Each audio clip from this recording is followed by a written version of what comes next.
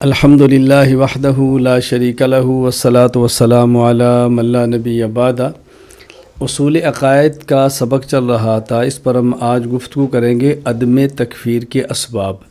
بات یہ چل رہی تھی کسی شخص کو کافر کہنا بہت اہم معاملہ اور نازک مسئلہ ہے، اس لیے کسی شخص کو کافر کہنے کے لیے ضروری ہے کہ کافر کہنے والا اہل افتاء میں سے ہو، نمبر 2 عرف اور سوسائٹی کو جانتا ہو، نمبر 3 جس شخص کو کافر کہا جا رہا ہے، جس پر کفر کا فتویٰ لگ رہا ہے، اس کے اندر اسباب کفر بھی ہوں، اور ایک یہ تھا کہ اس کے اندر موانع کفر نہ ہوں، یعنی وہ اسباب جن کی بنیاد پہ کسی کو کافر نہیں کہہ سکتے وہ چیز اس کے اندر موجود نہ ہو۔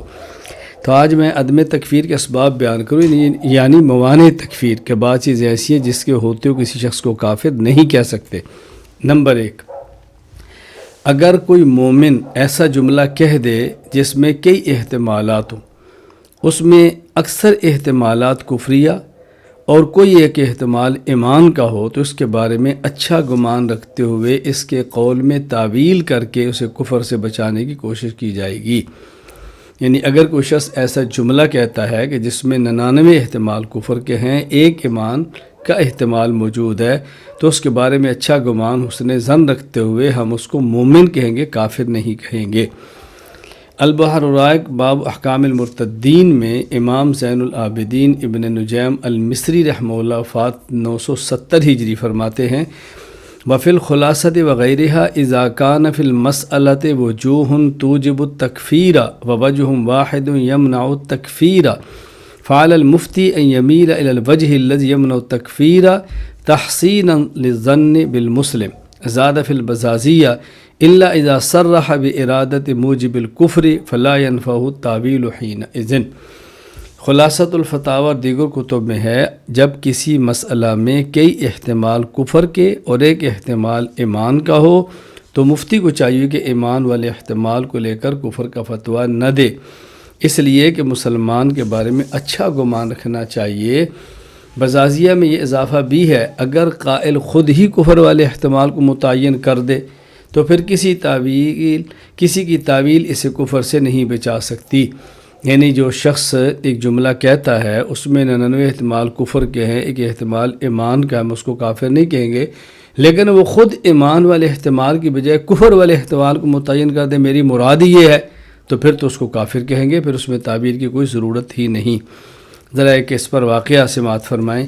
یہ واقعہ حضرت امام محمد بن یوسف صالحی دمشقی شافعی رحمہ اللہ وفات 942 ہجری نے عقود الجمان فی مناقب الامام الاعظم ابی حنیفہ النعمان میں نقل کیا ہے۔ یعنی حضرت امام اعظم ابو حنیفہ رحمہ اللہ کے مناقب میں ایک شافعی عالم نے کتاب لکھی ہے اور اس میں ایک واقعہ نقل کی ہے۔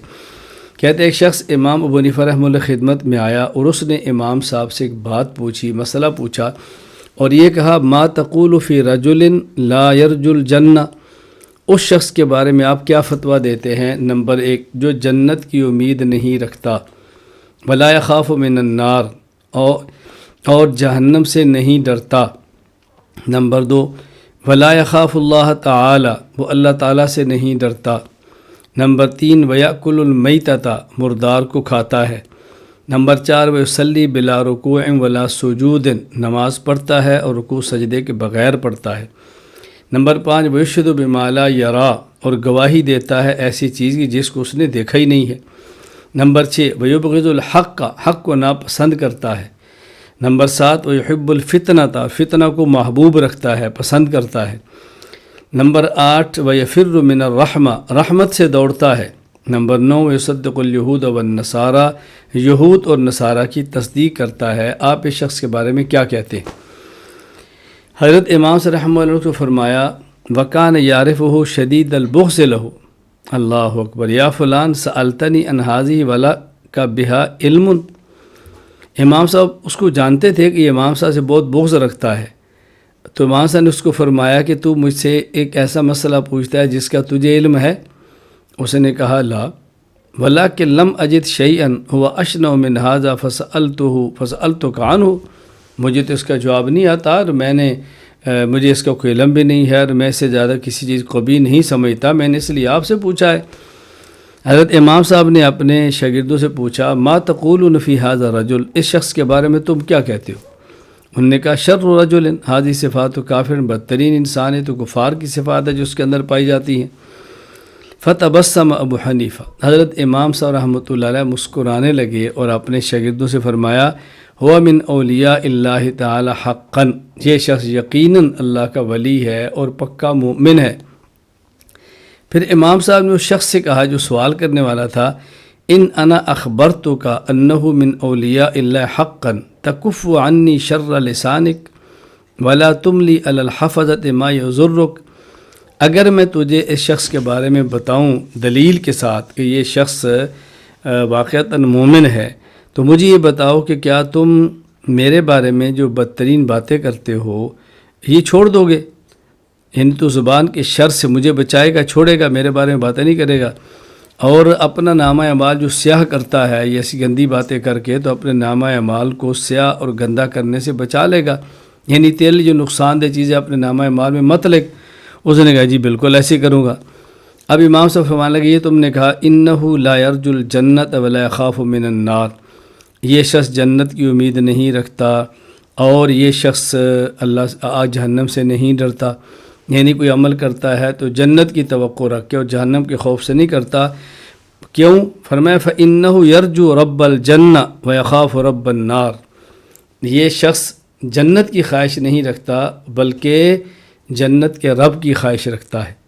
یہ شخص جہنم سے نہیں بلکہ اللہ اکبر جہنم کے رب یعنی اللہ تعالیٰ سے ڈرتا ہے، اللہ تعالیٰ سے ڈرتا ہے، یعنی اصل تو اس کو خوف اللہ کا ہے اور اللہ کی وجہ سے جہنم کا خوف ہے۔ تو یہ فرمانے کہ جنت کی خواہش نہیں رکھتا، جہنم سے نہیں ڈرتا، اس کا مطلب جنت کے بجائے جنت کے مالک کو چاہتا ہے اور جہنم کے بجائے جہنم کے مالک سے ڈرتا ہے۔ اور یہ جو تو نے کہا لا یخاف اللہ کہ یہ اللہ تعالیٰ سے نہیں ڈرتا، اس کا مطلب یہ ہے فإنہ لا یخاف اللہ ان یجور علیہ، یہ اللہ تعالیٰ کے ظلم سے نہیں ڈرتا، یعنی اس کو اس بات کا خوف نہیں ہے کہ اللہ بندے پر ظلم کرے گا، اس کو یقین ہے کہ اللہ بندے پر ظلم نہیں کرتا۔ یعنی جس طرح دنیا میں ہم کسی بڑے طاقتور شخص سے ڈرتے ہیں کہ ہمارے اوپر ظلم نہ کرے، ہم ڈرتے ہیں، تو یہ اللہ تعالیٰ سے بئی معنی نہیں ڈرتا کہ یہ ڈرتا ہو کہ اللہ ظلم کرے گا، نہیں، اس کو یقین ہے کہ اللہ ظالم نہیں۔ کیوں؟ قرآن کریم کے اندر ما ربک بظلام للعبید۔ اور یہ جو تم نے کہا یأکل المیتۃ، یہ مردار کھاتا ہے، اس کا معنی یہ ہے کہ یہ شخص ہوا یأکل السمک، ہوا اکل السمک، اس سے مراد ہے مچھلی کا کھانا، یعنی یہ ایسی چیز کو نہیں کھاتا جو ذبح کی جاتی ہے، بلکہ اسے کہتا ہے جو بغیر ذبح کی مر جاتی ہے اور کھا لیتا ہے، اور مچھلی کھاتا ہے۔ اور یہ جو تم نے کہا یصلی بلا رکوع ولا سجود، یہ نماز پڑھتا ہے رکوع اور سجدہ نہیں کرتا، اس سے مراد کیا ہے؟ صلاۃ الجنازہ، یہ نماز جنازہ پڑھتا ہے اور اس میں رکوع بھی نہیں اور سجدہ بھی نہیں۔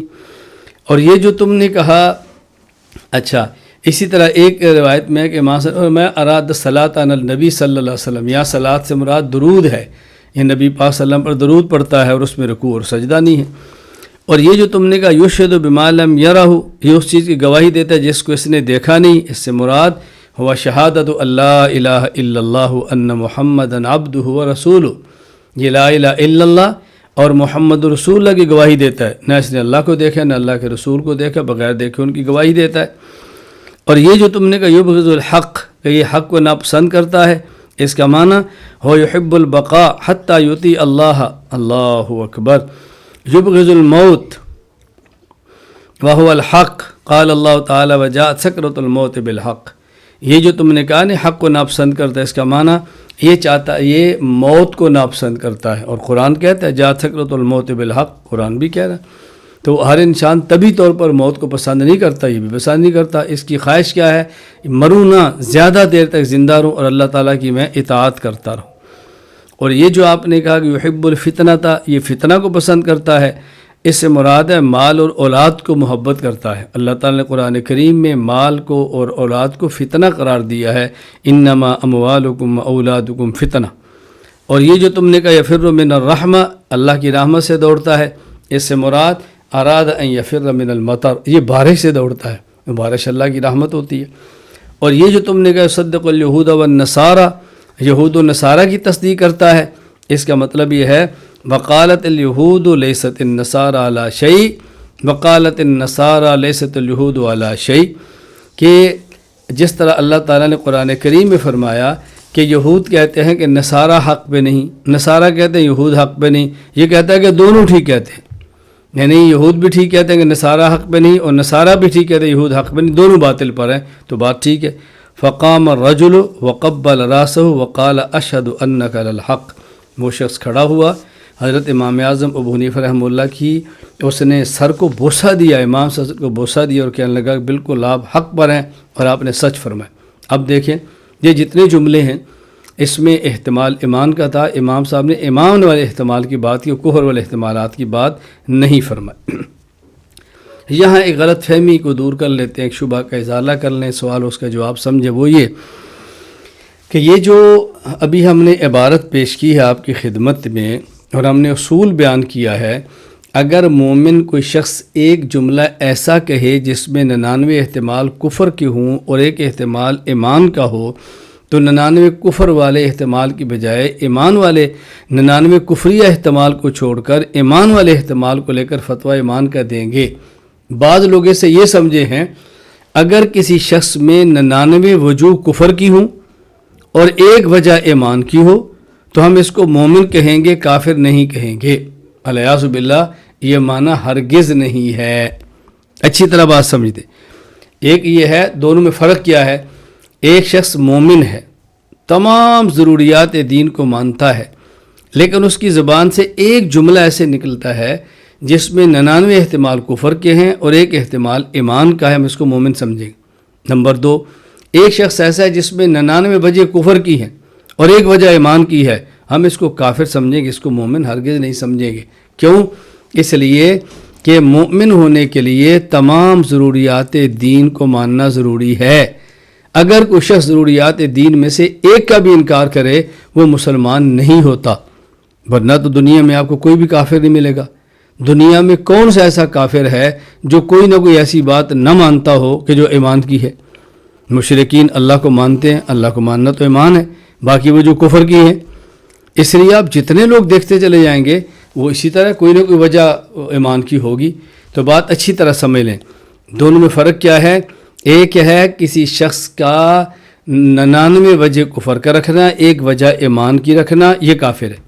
ایک یہ ہے کہ شخص مومن ہے، ایک جملہ ایسا کہتا ہے جس میں 99 احتمال کفر کے، ایک احتمال ایمان کا ہے، ہم وہاں پر ایمان کے احتمال کو ترجیح دیں گے اور اس کو مومن سمجھیں گے۔ ہاں اگر وہاں بھی وہ ایمان والے احتمال کی بجائے کفر والے احتمال کا تعین خود کر دے، اس کو بھی کافر کہیں گے، پھر اس کو مومن نہیں سمجھا جائے گا۔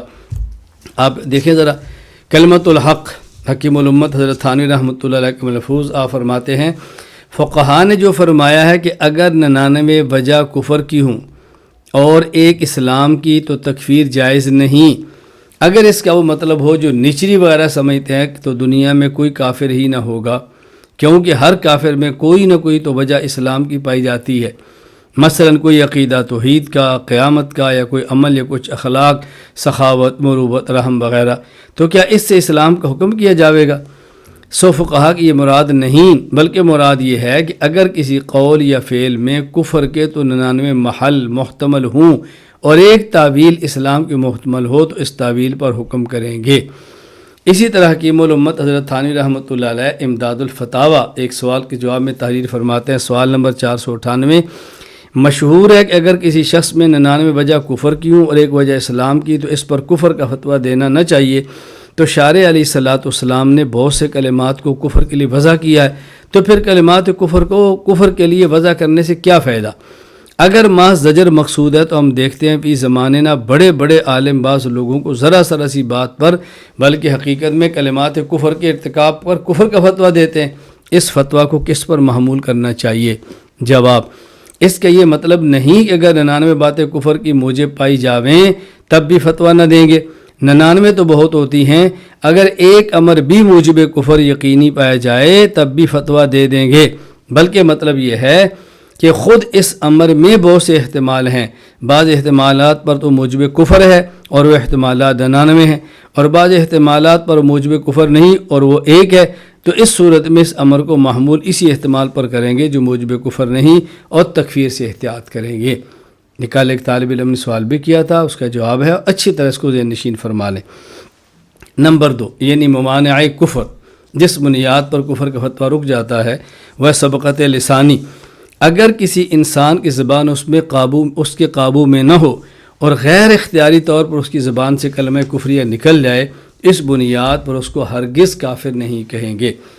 امام فخر الدین حسن بن منصور المعروف قاضی خان رحمہ اللہ، وفات 592 ہجری، فتاوی قاضی خان میں فرماتے ہیں وَأَمَّا الْخَاطِئُ إِذَا جَرَى عَلَى لِسَانِهِ كَلِمَةُ الْكُفْرِ خَطَأً بأن كان أراد أن يتكلم بما ليس بكفر فجرى على لسانه كلمة الكفر خطأ لم يكن ذلك كفرا عند الكل۔ اگر کسی شخص کی زبان سے غلطی سے کلمہ کفریہ نکل جائے تو وہ ایسی بات کہنا چاہتا ہے جو کفریہ نہیں، لیکن غلطی سے اس کی زبان سے کفریہ کلمہ نکل جاتا ہے تو بالاتفاق وہ کافر نہیں ہوگا۔ اس کی بہترین مثال صحیح مسلم باب فی الحض علی التوبۃ والفرح بہا میں موجود ہے۔ امام ابو الحسن مسلم بن حجاج القشیری النشاپوری رحمہ اللہ، وفات 261 ہجری، روایت نقل کرتے ہیں حضرت انس رضی اللہ عنہ فرمایا کہ رسول اللہ صلی اللہ علیہ وسلم نے ارشاد فرمایا للہ اشد فرحا بتوبۃ عبدہ حین یتوب الی من احدکم کان علی راحلتہ بارض فلات فلتت منه وعليها طعامه وشرابه فأيس منه فأتى شجرة فاستجى في ظلها وقد أيس من راحلته فبينما هو كذلك إذ هو بها قائمة عنده فأخذ بختامها ثم قال من شدة الفرح۔ ایک شخص جنگل میں تھا اور اس کا جانور تھا وہ گم ہو گیا، اس کے پاس اس کی اونٹنی ہے، جانور ہے، وہ کہ اس نے سواری پر سفر کر رہا تھا، کھانا پینا ساز و سامان سارا اس کی سواری پر تھا اور وہ جانور اس کا گم ہو گیا۔ اس کے جانور کا گم ہونا تھا، وہ بیچارہ بہت پریشان ہوا۔ اس پریشانی کے عالم میں وہ آدمی سو گیا، لیٹا ہوا تھا ایک درخت کے نیچے۔ اچانک اس کی آنکھ کھلی تو اس نے دیکھا کہ اس کی سواری وہاں پر موجود ہے، تو اس نے نہایت خوشی کے ساتھ یہ بات کہی اللہم انت عبدی و انا عبدک، اللہ اکبر، اللہم انت عبدی و انا عبدک، اے اللہ تو میرا بندہ ہے اور میں تیرا رب ہوں، اے اللہ تو میرا رب ہے اور میں تیرا بندہ ہوں۔ لیکن بہت خوشی میں اس نے غلطی سے کیا کہہ دیا اللہم انت عبدی و انا ربک، اے اللہ تو میرا بندہ اور میں، یہ غلطی سے کہہ دیا۔ اب یہ کافر نہیں، کیسے کافر ہو سکتا ہے؟ رسول اکرم صلی اللہ علیہ وسلم فرمان لگے جس طرح اس شخص کو اچانک سواری ملی، کھانا اور پینا سب کچھ مل گیا اور خوشی میں اس بندے نے جملہ کہہ دیا جو نہیں کہنا چاہتا تھا، اتنا خوش ہوا کہ خوشی میں کیا کہہ دیا اللہ تو میرا بندہ ہے میں تیرا رب ہوں۔ تو فرمایا جب انسان توبہ کرتا ہے نا اور یہ بولا ہوا واپس آتا ہے تو جتنا یہ بندہ خوش ہوتا ہے اللہ اس سے بھی زیادہ اپنے بندے کی توبہ پر بندے سے خوش ہوتے ہیں۔ اللہ اکبر۔ نمبر 3 اکراہ، یعنی اگر کسی بندے کو کفریہ کلمہ کہنے پر مجبور کیا جائے کہ فلاں کلمہ کو ہو وگرنہ جان سے مار دیں گے یا تمہارا عضو کاٹ دیں گے اور وہ کفریہ کلمہ کہہ دے تو ایسا شخص کافر نہیں ہوگا۔ فتاوی عالمگیری میں ہے، فتاوی عالمگیریہ کتاب الاکراہ الباب الثانی وَإِنْ أُكْرِهَ عَلَى الْكُفْرِ بِاللَّهِ تَعَالَى أَوْ سَبِّ النَّبِيِّ صلی اللہ علیہ وسلم بِقَتْلٍ أَوْ قَطْعٍ رُخِّصَ لَهُ إِظْهَارُ كَلِمَةِ الْكُفْرِ وَالسَّبِّ فَإِنْ أَظْهَرَ ذَلِكَ وَقَلْبُهُ مُطْمَئِنٌ بِالْإِيمَانِ فَلَا يَأْثَمُ وَإِنْ صَبَرَ حَتَّى قُتِلَ كَانَ مُصَابًا۔ اگر کسی بندے کو قتل کی یا کسی عضو کے کاٹنے کی دھمکی دے کر اللہ تعالیٰ کی ذات کے انکار یا رسول اکرم صلی اللہ علیہ وسلم کی توہین کرنے پر مجبور کیا گیا تو اس کے لیے کفریہ کلمہ کہنے کی اجازت ہے۔ چنانچہ اگر اس نے زبان سے کفریہ کلمہ کہہ دیا مگر دل میں تصدیق موجود ہے تو گناہگار اور کافر نہ ہوگا، اور اگر اس شخص نے کفریہ کلمہ کہنے سے انکار کر دیا اور دھمکی دینے والوں سے قتل کر دیا تو مقتول ماجور ہوگا۔ یعنی اگر دھمکی دی تو یہ جملہ نہ کھا تو تجھے مار دیں گے، تیرا عضو کاٹ دیں گے، اس کو حق حاصل ہے، جائز ہے کلمہ کفریہ زبان سے کہہ دے، لیکن اگر پھر بھی نہیں کہتا اور قتل ہو جاتا ہے اللہ اس کو اجر عطا فرمائیں گے۔ اس کی ایک مثال السنن الکبریٰ للبیہقی باب المکر علی الردہ کے تحت امام ابو بکر احمد بن حسین بن علی بن موسیٰ البحقی رحمہ اللہ وفات 458 ہجری نے دی ہے۔ روایت بیان فرماتے ہیں کہ رسول حضرت عمار بن یاسر اللہ اکبر ان کے بارے میں رضی اللہ تعالیٰ عنہ، مشرکین نے ان کو گرفتار کیا، پکڑ لیتے، فلم یترکوہ حتی سب النبی صلی اللہ علیہ وسلم وذکر آلہتہم بخیر ثم ترکوہ، پکڑا اور چھوڑا اس وقت جب انہوں نے رسول اکرم صلی اللہ علیہ وسلم کی شان میں نازیبا کلمات کہے اور انہوں نے ان کے معبودان باطلہ بتوں کے بارے میں اچھے کلمات کہے، پھر چھوڑا۔ حضرت عمار بن یاسر رضی اللہ تعالیٰ عنہ رسول اکرم صلی اللہ علیہ وسلم کی خدمت میں حاضر ہوئے اور یہ سارا واقعہ سنایا کہ یہ واقعہ پیش آیا۔ فرمایا ما وراءک، اللہ اکبر، ما وراءک، اس وقت تمہارے دل کی کیفیت کیا تھی؟ یعنی جب تم مجھے نازیبا کلمات کہہ رہے تھے، ان کے خداؤں کو تعریف کر رہے تھے، تمہارے دل کی کیفیت کیا تھی؟ انہوں نے کہا یا رسول اللہ شر، اللہ اکبر۔ نبی صلی اللہ علیہ وسلم خدمت میں حاضر ہوئے تو نبی کریم صلی اللہ علیہ وسلم نے آپ سے پوچھا کہ ما وراء، کیا واقعہ پیش آیا؟ انہوں نے کہا یا رسول اللہ ایک بہت برا واقعہ پیش آیا ہے۔ وہ سارا واقعہ بیان کیا تو نبی کریم صلی اللہ علیہ وسلم نے آپ سے پوچھا کیف تجر قلبک، تیرے دل کی کیفیت کیا تھی؟ انہوں نے کہا مطمئن بالایمان، اللہ کے نے میرا دل ایمان کے ساتھ مطمئن تھا، اور یہ بات میں صرف زبان کی حد تک کیا طرح سے بچنے کے لیے آپ نے فرمایا ان عادوا فعد، اگر وہ دوبارہ بھی ایسا کرے تو دوبارہ پھر ایسے کر لینا۔ اب دیکھو عمار بن یاسر نے جملہ فرما رہے ہیں اور مجبور ہو کر فرما رہے ہیں، اللہ کے نبی اس کی رخصت اور اجازت دے رہے ہیں، اس کا معنی کہ ایسی وجہ سے کسی شخص کو کافر نہیں کہا جا سکتا۔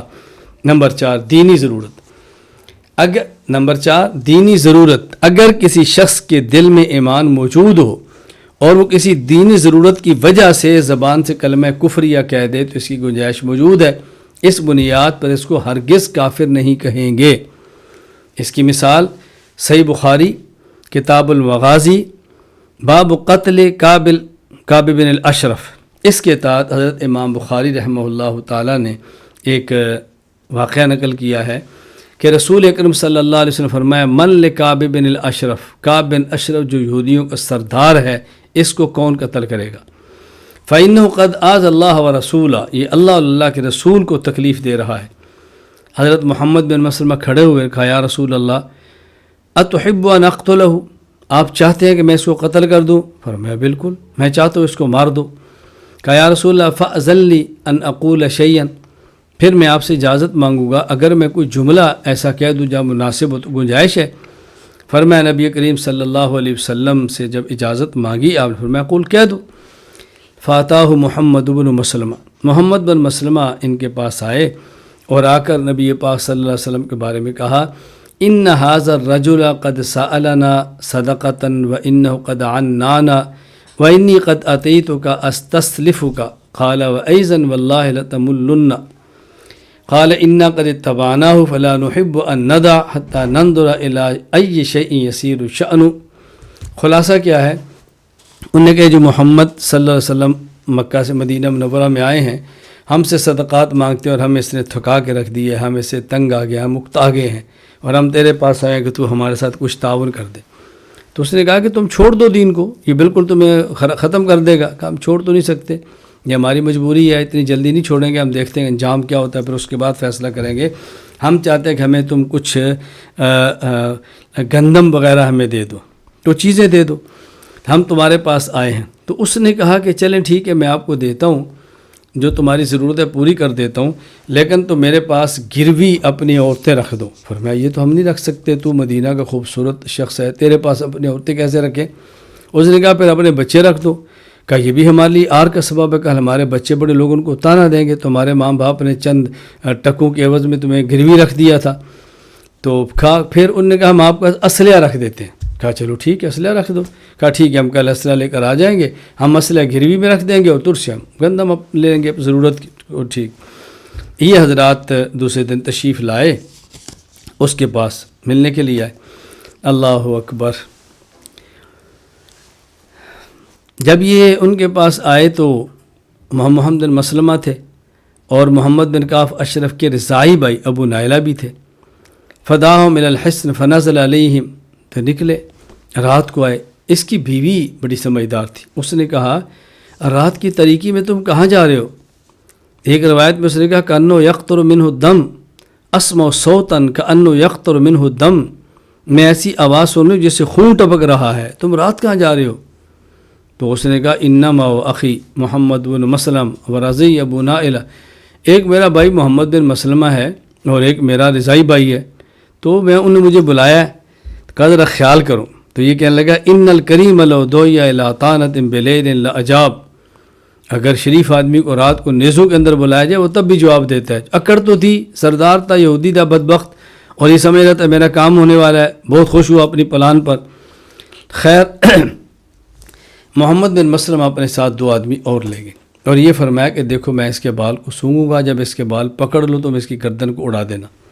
یہ آیا، اس نے خوشبو لگائی ہوئی تھی، حضرت محمد بن مسلمہ فرمان لگے کہ تمہاری خوشبو جو تم نے لگائی ہے بہت زبردست ہے۔ تو اس نے کیا کہا ہم نے تو ایسی خوشبو آج پہلی بار دیکھی ہے۔ تو یہ کہنے لگا عندی عطر نساء العرب واکمل العرب، میری جو بیوی ہے وہ ایسی ہے کہ جو یعنی سب سے زیادہ خوشبو لگانے والی ہے اور کامل ترین عورت ہے اور وہ بڑی خوشبو لگاتی ہے۔ مقصد یہ تھا کہ اس نے خوشبو لگائی تو میرے جسم سے بھی آ رہی ہے اور یہ خوشبو کا استعمال کرتا تھا۔ تو پھر ہم سونگ سکتے ہیں؟ کہا جی سونگ لو۔ اس نے سر آگے کیا، آپ نے سونگا، کہا میرے ساتھی سونگے، کہا یہ بھی سونگ لو، بڑی تعریف کی۔ پھر دوبارہ آپ نے فرمایا کہ ہم ایک بار اور سونگ لیں، کہا جی سونگو۔ جب سر آگے کیا محمد بن مسلمہ رضی اللہ تعالیٰ اس کے بالوں کو پکڑا، ان کو اشارہ کیا تو انہوں نے کاٹا گردن کو اور اس کی کام تمام کر دیا، اور یہ آئے نبی پاک صلی اللہ علیہ وسلم خدمت میں حاضر و سارا واقعہ بیان فرمایا۔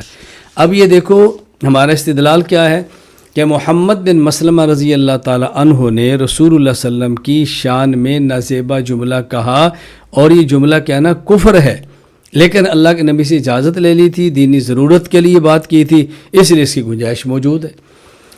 نمبر 5 لزوم کفر، اگر کوئی شخص ایسی بات کہے جو موجب کفر نہ ہو لیکن اسے کفر لازم آ رہا ہو تو محض لزوم کفر سے قائل کافر نہ ہوگا جب تک وہ کفر کا التزام نہ کرے۔ ہاں اگر لزوم کفر یقینی اور بالکل واضح ہو تو پھر یہ بھی کفر ہوگا۔ یعنی کوئی شخص ایک ایسی چیز بیان کرتا ہے کہ جس کے بیان کرنے سے، اس کے عقیدے کو بیان کرنے سے ایک کفر لازم آتا ہے، لیکن جب یہ کہ نا تمہارے اس جملے سے یہ بھی ثابت ہوتا ہے، وہ کہتا نہیں میں تو اس کا قائل نہیں ہوں، تو یہ بات الگ ہے، لیکن کہتے ہیں ہاں بالکل میں اس کو مانتا ہوں، پھر بات الگ ہے۔ تو لزوم کفر اور چیز ہے، التزام کفر اور چیز ہے، بات اچھی طرح سمجھ لیں۔ یعنی کسی شخص نے کوئی عقیدہ بیان کیا، وہ عقیدہ کفریہ نہیں ہے، لیکن اس عقیدے کو اختیار کرنے سے ایک اور ایسی چیز لازم آ رہی ہے جو بظاہر کفر ہے، اس بنیاد پر ہم اس کو کافر نہیں کہیں گے۔ ہاں اگر واقعتاً وہ کفر ہو تو پھر بات الگ ہے، ذرا اس کو بہت اچھی طرح ذہن نشین فرما لیں۔ علامہ محمد امین بن عمر بن عبدالعزیز ابن عابدین شامی رحمہ اللہ وفات 1252 ہجری، حاشیہ ابن عابدین میں فرماتے ہیں وَإِن وَقَعَ إِلْزَامًا فِي الْمَبَاحِثِ مَعْنَاهُ وَإِن وَقَعَ التَّصْرِيحُ بِكُفْرِ الْمُعْتَزِلَةِ وَنَحْوِهِمْ عِنْدَ الْبَعْثِ مَعَهُمْ فِي رَدِّ مَذْهَبٍ بِأَنَّهُ كُفْرٌ أي يلزم من قول بكذا الكفر ولا يقتضي ذلك كفرهم لأن لازم المذهب ليس بمذهبهم۔ معتزلہ کے ساتھ بحث کے دوران بعض مباحث میں اگر الزاماً تکفیر بھی کی گئی ہے تو اس کا معنی یہ ہے کہ ان کے موقف اور دعویٰ سے کفر لازم آ رہا ہے، یہ مطلب نہیں ہوتا کہ وہ کافر ہو گئے ہیں، اس لیے کسی نظریہ سے لازم آنے والی چیز اصل نظریہ نہیں ہوتی۔ اس کو ذہن نشین فرما لیں اچھی طرح۔ دیکھیں اللہ تعالیٰ جسم سے پاک ہے، اللہ تعالیٰ جسم سے پاک ہے۔ ہم کہتے ہیں اللہ ذات کے اعتبار سے عرش پہ نہیں ہے، بعض لوگ کہتے ہیں ذات کے اعتبار سے عرش ہے۔ ہم کہتے ہیں اللہ کو ذات کے اعتبار سے عرش پر مانیں گے تو جسم لازم آئے گا، لیکن ان سے پوچھے تم جسم مانتے ہو؟ جی ہم تو نہیں مانتے، حالانکہ لزوم ہو رہا ہے، تو ہم اس بنیاد پر ان کو کافر نہیں کہہ سکتے کہ ان کے اس عقیدے سے کفر لازم آ جائے گا۔ تو یہ بات سمجھیں، اس لیے ہم نے کہا لزوم کفر الگ چیز ہے، التزام کفر الگ چیز ہے۔ مصنف عبدالرزاق باب ما جاء فی الحروریہ کے اندر ایک واقعہ ہے۔ امام ابو بکر عبدالرزاق بن حمام بن نافع الحمیری الصنعانی رحمہ اللہ وفات 211 ہجری فرماتے ہیں لما قتل علی رضی اللہ تعالی عنہ الحروریہ، جب حضرت علی رضی اللہ تعالیٰ نے خوارج سے جنگ لڑی، خارجیوں کے حروریہ کہتے تھے، یہ حرور ایک بستی کا نام تھا، اس سے یہ فتنہ شروع ہوا، اس لیے اس سے نسبت کرتے ان حضرات کو حروریہ کہا جانے لگا۔ یہ حرورہ کوفہ کے قریب ایک بستی تھی، تو یہ وہاں سے فتنہ شروع سے کہتے ہیں حروریہ۔ تو یہ حروریہ خوارج جب آپ نے ان کو قتل کیا تو من ہاؤلا یا امیر المومنین، لوگوں نے پوچھا امیر المومنین یہ کون ہے؟ اکفار، کیا یہ کافر ہیں؟ حضرت علی فرمانے کہ من الکفر فرو، یہ تو کفر سے دوڑ کر آئے ہیں۔ پوچھا جی منافق ہیں؟ کہ ان المنافقین لا یذکرون اللہ الا قلیلا، منافق تو اللہ کا بہت کم ذکر کرتے ہیں اور یہ لوگ تو بہت کثر ذکر کرتے ہیں۔ قیل فما ہم، فرمایا پھر یہ کیا ہے کہ آپ ان کو قتل کر رہے ہیں، یہ لوگ کون ہیں؟ فرمایا قوم اصابتہم فتنۃ فعموا فیہا وسموا، یہ وہ لوگ ہیں جو فتنے کے اندر مبتلا ہو کر بہرے اور اندھے ہو گئے ہیں، اس لیے ان کو مارا جا رہا ہے۔ نمبر 6 ارتکاب کبیرہ، یعنی اگر کوئی شخص جرم گناہ کبیرہ کرتا ہے تو گناہ کبیرہ کے ارتکاب کی بنیاد پر اس شخص کو ہم کافر نہیں کہہ سکتے، کفر کا فتویٰ نہیں لگا سکتے، کتنا بڑا بھی گناہ کیوں نہ ہو۔ گناہ کبیرہ کی بنیاد پر کسی کو کفر کا فتویٰ ہم نہیں لگا سکتے۔ امام اعظم ابو حنیفہ نعمان بن ثابت الکوفی رحمہ اللہ فات 150 ہجری الفقہ الاکبر میں فرماتے ہیں وَلَا نُكَفِّرُ مُسْلِمًا بِذَنْبٍ مِّنَ الذُّنُوبِ وَإِنْ كَانَتْ كَبِيرَةً إِذَا لَمْ يَسْتَحِلَّهَا وَلَا نُزِيلُ عَنْهُ اسْمَ الْإِيمَانِ وَنُسَمِّيهِ مُؤْمِنًا حَقِيقَةً وَيَجُوزُ أَن يَكُونَ مُؤْمِنًا فَاسِقًا غَيْرَ كَافِرٍ، ہم کسی مسلمان کو گناہ کی وجہ سے کافر نہیں کہیں گے اگرچہ وہ گناہ کبیرہ ہی کیوں نہ ہو، ہاں اگر وہ گناہ کو حلال سمجھ کر کرے تو پھر کافر کہیں گے۔ اسی طرح ہم اس شخص سے ایمان کا نام ختم نہیں کریں گے، اس کو مومن کہنا چھوڑ دیں۔ ہاں یہ بات الگ ہے کہ ہم اس کو مومن فاسق کہیں کہ یہ مومن ہے اور فاسق ہے، لیکن یہ نہیں کہیں گے یہ مومن ہے اور کافر ہے، یا مومن نہیں بلکہ کافر ہے، یہ نہیں کہہ سکتے۔ علامہ سعد الدین تفتازانی رحمہ اللہ فات 792 ہجری شرح المقاصد فی علم الکلام میں فرماتے ہیں واختلف اہل الاسلام فی من ارتکب الکبیرۃ من المؤمنین ومات قبل التوبہ، اگر کوئی شخص گناہ کبیرہ کرے اور بغیر توبہ کے مر جائے تو اس کے بارے میں اہل اسلام کے اختلاف ہے۔ فالمذہب عندنا، ہمارا مذہب اور نظریہ یہ ہے عدم القطع بالعفو ولا بالعقاب، نہ تو ہم کہتے ہیں کہ اللہ یقیناً ان کو معاف کریں گے، نہ ہم کہتے ہیں یقیناً ان کو گناہ کبیرہ کی سزا دیں گے، بلکہ اللہم فی مشیت اللہ تعالی، ہم کہتے ہیں اللہ کی مشیت کے سپرد ہیں، اللہ چاہیں تو ان کو معاف کر دیں، چاہیں تو سزا دیں۔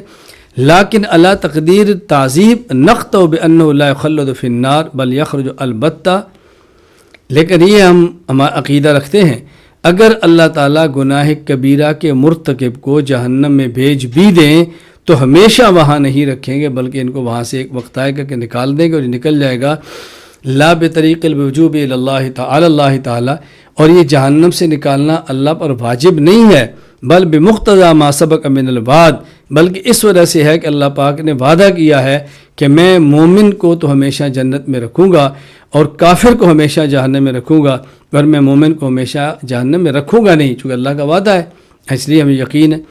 وتم وثبت بالدلیل کتخلید اہل الجنہ، یعنی اگر کوئی شخص گناہ کبیرہ کا مرتکب ہو ہم اس کو مومن سمجھیں گے، بغیر توبہ کے مر جائے، ہم نہیں کہتے یقیناً جہنم میں جائے گا، نہ ہم کہتے یقیناً اللہ اس کو معاف کرے گا، ہاں یہ کہتے ہیں اگر جہنم میں اللہ اس کو بھیجیں گے بھی تو ایک مدت کے لیے بھیجیں گے، ہمیشہ اس کو جہنم میں نہیں رکھیں گے، ایک وقت آئے گا وہ جہنم سے نکل جائے گا، اور یہ جہنم سے نکلنا اللہ پر لازم نہیں کہ ان کو ضرور نکالیں، اللہ نے وعدہ کیا ہے میں مومن کو جہنم سے نکال دوں گا، اور دلائل سے ثابت ہے، لازم اللہ کی ذمہ میں نہیں ہے لیکن اللہ کا وعدہ ہے، اس لیے ہم کہتے ہیں وہ ہمیشہ جہنم میں نہیں رہے گا، دلیل سے ثابت ہے کافر ہمیشہ جہنم میں رہے گا اور مومن جنت میں جانے کے بعد ہمیشہ جنت میں رہے گا۔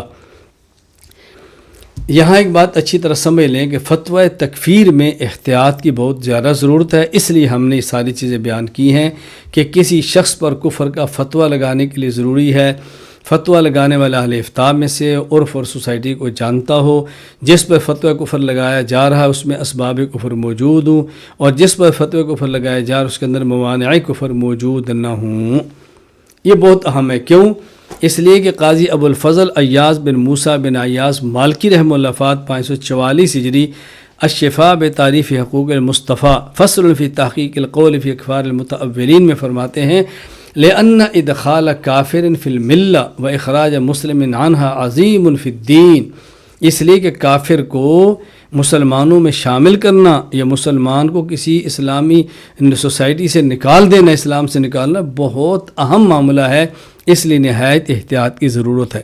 جب ہم کسی کو کہیں گے مسلمان نہیں کافر ہو گیا، اس کا معنی اب اس کو سلام نہیں کر سکتے، قلبی محبت نہیں رکھ سکتے، اس سے مسلمان کا نکاح نہیں ہو سکتا، اگر پہلے نکاح تھا تو وہ ٹوٹ گیا ہے، فوت ہوا تو اس پر جنازہ نہیں پڑھیں گے، اس کے لیے دعائے مغفرت نہیں کریں گے، مسلمانوں قبرستان میں دفن نہیں کریں گے، اور اسی طرح اس کے مرنے کے بعد کوئی مسلمان اس کا وارث نہیں ہوگا، یہ تو کتنا اہم معاملہ ہے، تو اس لیے احتیاط کی بہت زیادہ ضرورت ہے۔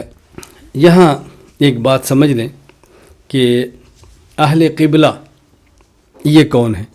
چونکہ ہمارے ہاں اہل قبلہ استعمال ہوتا ہے، اہل قبلہ کے لفظ میں غلط فہمیاں پائی جاتی ہیں، مفہوم واضح نہیں ہوتا، تو اس بحث کو بھی ذرا ہم کھول دیتے ہیں کہ اہل قبلہ سے مراد کیا ہے، اہل قبلہ کسے کہتے ہیں، اس میں غلط فہمی کیا ہوتی ہے۔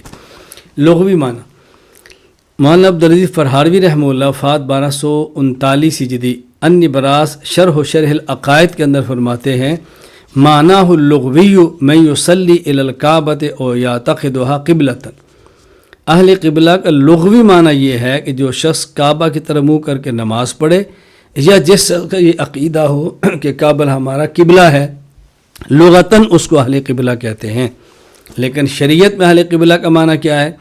مولانا عبدالعزیز فرہاروی رحمہ اللہ وفات 1239 ہجری النبراس شرح و شرح العقائد میں فرماتے ہیں، فی اصطلاح المتکلمین من یصدق بضروریات الدین ای الامور التي علم ثبوتها فی الشرع واشتہر فمن انکر شیئا من الضروریات کحدوث العالم وحشر الاجساد وعلم اللہ سبحانہ بالجزئیات وفرضیت الصلاۃ والصوم لم یکن من اہل القبلہ ولو کان مجاہدا فی الطاعات۔ متکلمین کی اصطلاح میں اہل قبلہ اس شخص کہتے ہیں جو ضروریات دین، یعنی دین کی ان چیزوں کی تصدیق کرے جن کا ثبوت شریعت میں یقینی ہو اور یہ چیزیں مشہور و معروف بھی ہوں، عوام و خواص تک پہنچی ہوں۔ تو اگر کوئی شخص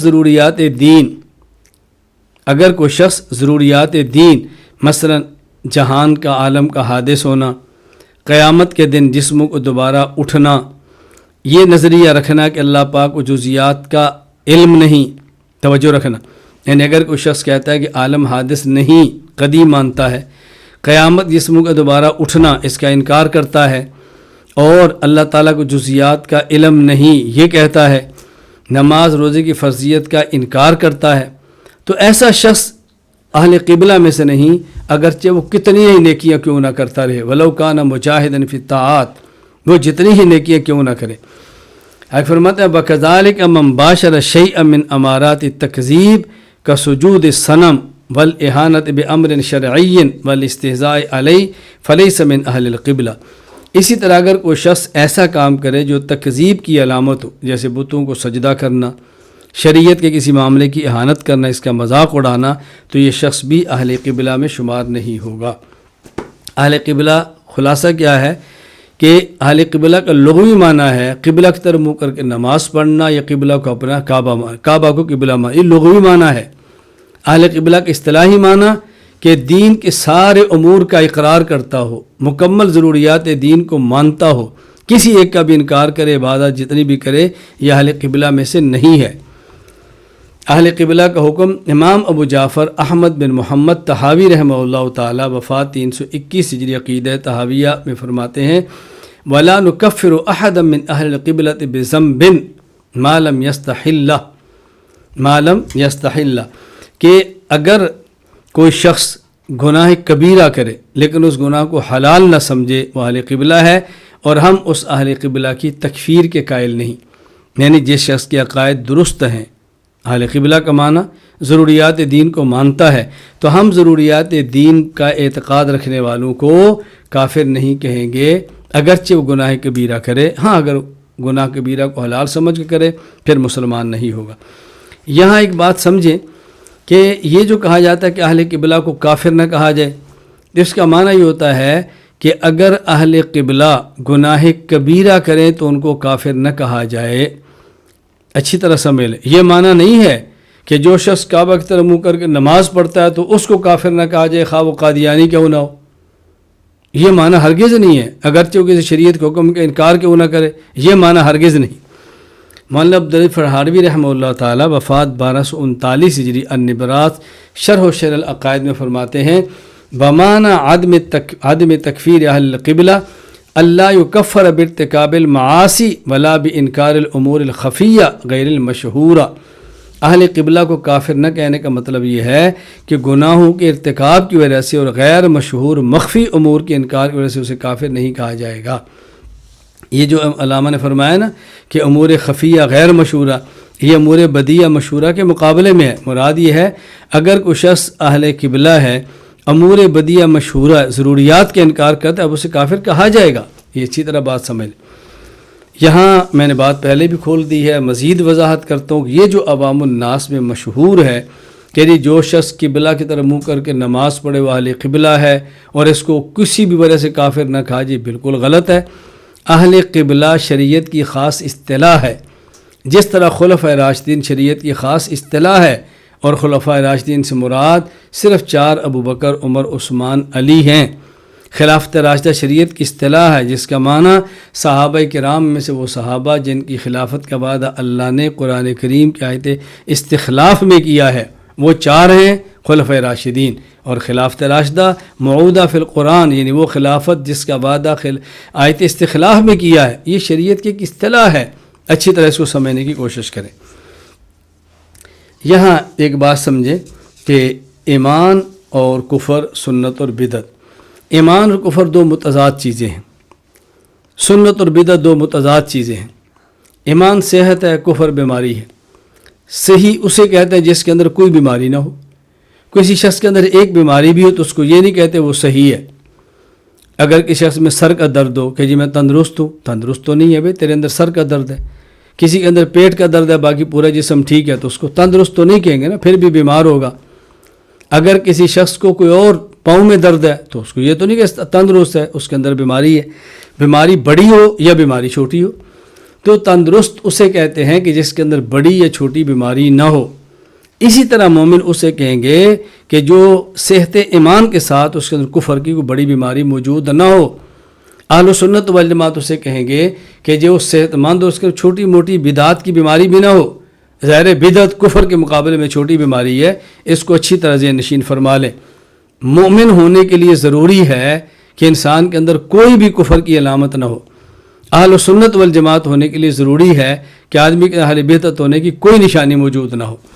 امام ابو جعفر احمد بن محمد بن سلامہ طحاوی رحمہ اللہ وفات 321 ہجری العقیدۃ الطحاویہ میں فرماتے ہیں ولا يخرج العبد من الایمان الا بجحود ما ادخله فی، بندہ ایمان سے اس وقت تک نہیں نکلے گا جب تک ان چیزوں کا ارتکاب نہ کر دے جن کے ماننے کی وجہ سے ایمان میں داخل ہوا تھا۔ یعنی مومن ہونے کے لیے تمام ایمانیات کو ماننا ضروری ہے، اور کافر ہونے کے لیے کسی ایک ایمانی چیز کا انکار بھی کافی ہے۔ اہل سنت والجماعت ہونے کے لیے تمام ضروریات اہل سنت کو ماننا ضروری ہے، اور اہل بدعت کے لیے اتنا ہی کافی ہے کہ ایک ضروریات اہل سنت میں سے چھوڑ دے تو اہل بدعت میں شمار ہو جائے گا۔ یہاں 3 الفاظ کا مفہوم اچھی طرح سمجھ عام طور پر استعمال ہوتے ہیں۔ نمبر 1 خلاف، نمبر 2 شاذ، نمبر 3 فرقہ۔ خلاف کا معنی اگر ایک مسئلہ پر اہل حق کے 100 افراد متفق ہوں، ان کے مقابلے میں نئی رائے پیش کرنا یہ خلاف کہلاتا ہے۔ جس طرح عقیدہ ختم نبوت کا انکار ہے، حیات عیسیٰ علیہ السلام کا انکار ہے، یہ خلاف ہے۔ ہاں کبھی کبھی خلاف کا اطلاق مطلق اختلاف پر بھی بولا جاتا ہے، یعنی مذہبی اور فروعی اختلافات پر بھی خلاف کا لفظ آ جاتا ہے، جس طرح امام ابو الحسن علی بن ابی بکر بن عبد الجلیل المرغینانی رحمہ اللہ وفات 593 ہجری الہدایہ شرح بدایۃ المبتدی کے اندر فرماتے ہیں او مسح الاذنین و سنت بماء الراس عندنا خلاف للشافعی رحمہ اللہ تعالی۔ یہ جگہ جگہ پہ کتب فقہ کے اندر آتا ہے خلاف للشافعی، خلاف فلاں، تو خلاف کا اصل معنی یہ ہے جس پر اہل حق کے 100 متفق ہوں، 100% متفق ہوں، اور کوئی شخص ان سے اختلاف کرے اس مسئلے میں کہے گا خلاف ہے۔ اور کبھی مطلق اختلاف پر بھی لفظ خلاف بولا جاتا ہے، اس کو اچھی طرح سے نشین فرما لیں۔ نمبر 2 شاذ، ایک مسئلہ پر اہل حق کے 99 افراد متفق ہوں اور اس مسئلہ میں اہل حق کا ایک مسئلہ پر اہل حق کے 99 افراد متفق ہیں، اور اہل حق ہی کا ایک فرد اس مسئلہ میں جس پر 99 متفق اختلاف کرتا ہے، تو اس 99 کو سواد اعظم کہیں گے اور اس ایک کو شاذ کہیں گے۔ جس طرح حافظ ابن تیمیہ رحمہ اللہ تعالی 3 طلاقوں کو ایک کہتے ہیں، اب سب اہل حق 3 طلاق کو 3 کہتے ہیں، یہ ایک شخص الگ ہوا، اب ہم کہیں گے یہ شاذ ہے۔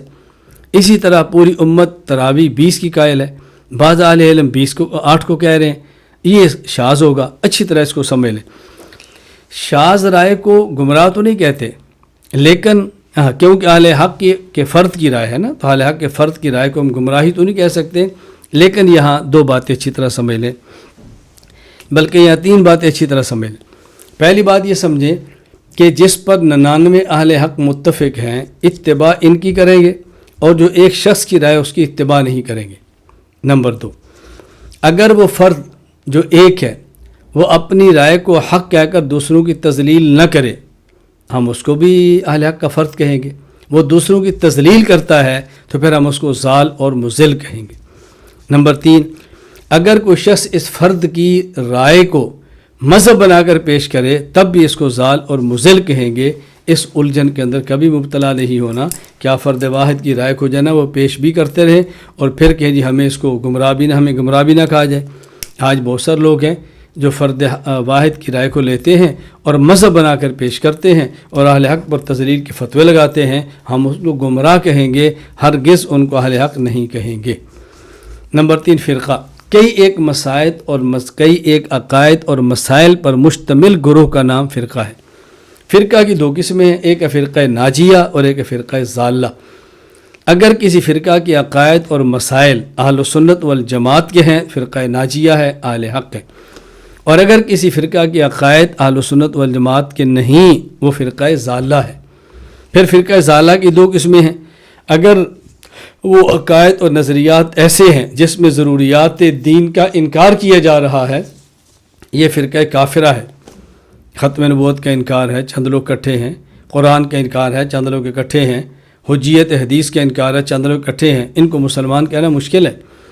اسی طرح اگر یہ جو فرقہ ہے ضروریات دین کے مقابلے میں چند ایک مسائل اور عقائد گھڑتا ہے، لیکن کوئی فرقہ ایسا جو ضروریات دین کا تو قائل ہے لیکن چند ایک مسائل ایسے گھڑتا ہے کہ جو ضروریات دین میں سے نہیں ہیں، ضروریات اہل سنت میں سے ان کے مقابلے میں کوئی عقائد گھڑتا ہے، تو پھر ایسے شخص کو ہم فرقہ ضالہ مبتدع کہیں گے، ایسے شخص کو کافر نہیں کہیں گے۔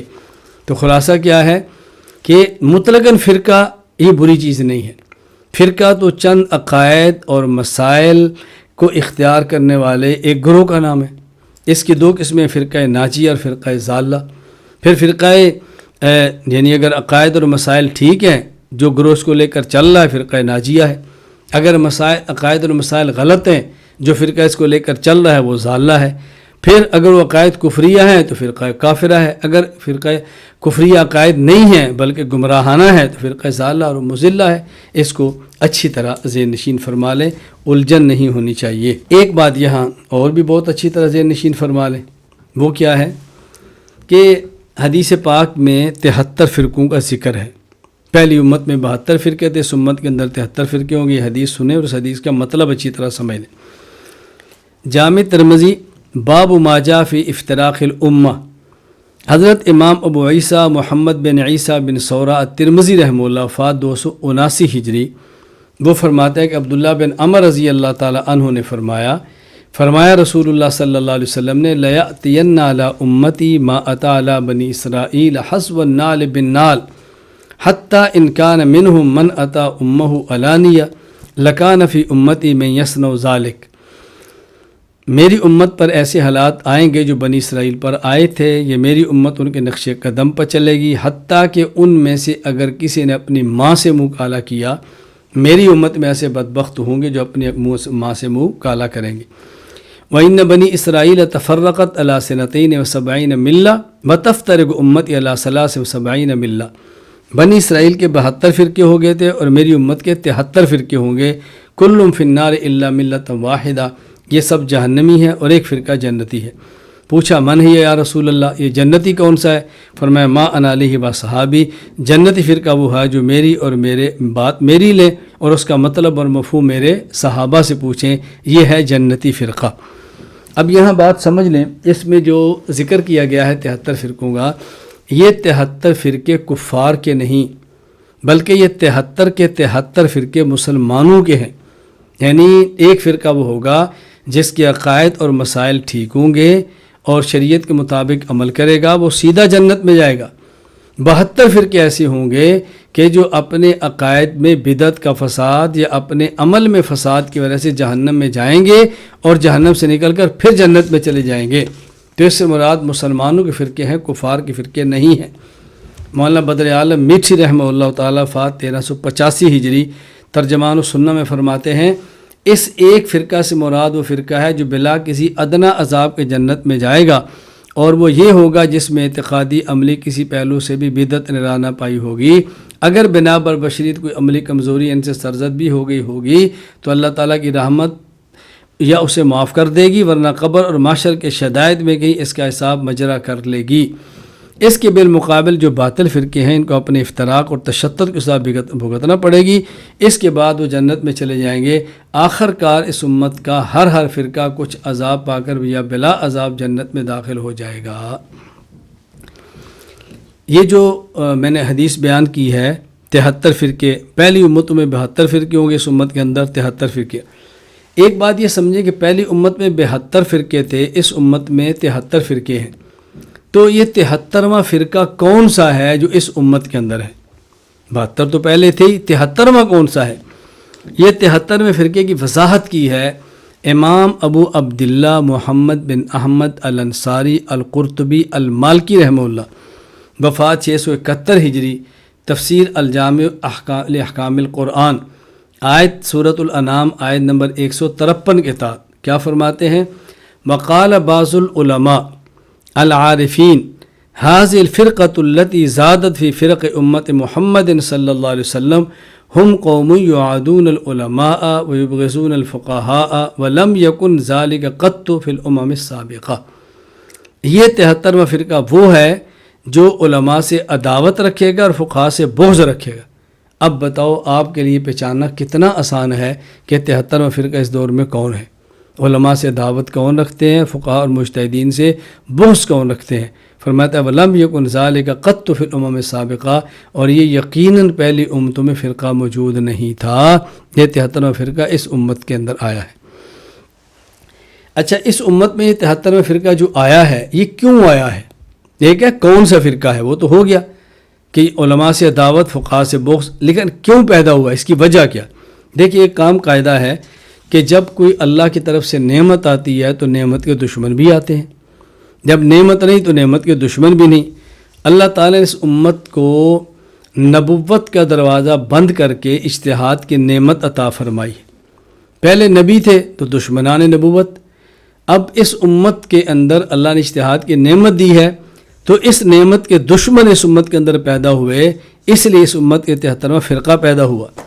امام ابو عبداللہ محمد بن احمد الانصاری القرطبی المالکی رحمہ اللہ، وفات 671 ہجری، الجامع احکام القرآن، سورۃ الاعراف آیت نمبر 145 کے تحت فرماتے ہیں فَإِنَّهُ لَمْ يَكُنْ عِنْدَهُمْ اجتہاد وَإِنَّمَا خُصَّ بِذَلِكَ أُمَّةُ مُحَمَّدٍ صلی اللہ علیہ وسلم۔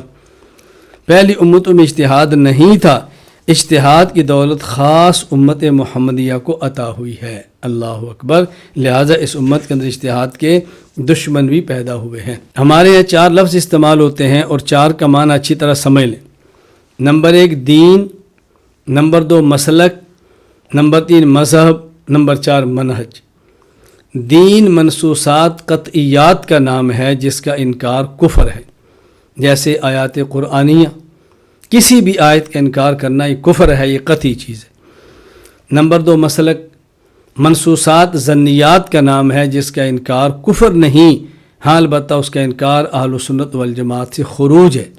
مثال اخبار احاد یعنی خبر واحد۔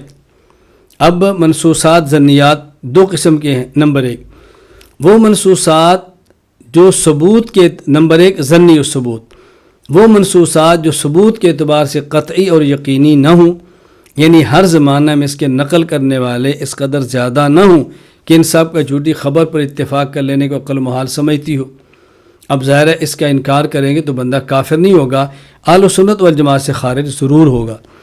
جس طرح صحیح بخاری باب المیت یسمع خفق النعال کے اندر روایت موجود ہے، انس رضی اللہ عنہ فرماتے ہیں کہ نبی کریم صلی اللہ علیہ وسلم فرمایا العبد اذا وضع فی قبرہ وتولی وذهب اصحابہ حتی انہ لیسمع قرع نعالہم اتاہ ملکان فقعداه فیقولان له ما كنت تقول فی هذا الرجل محمد صلی اللہ علیہ وسلم فیقول اشہد انہ عبد اللہ ورسولہ فیقال انظر الی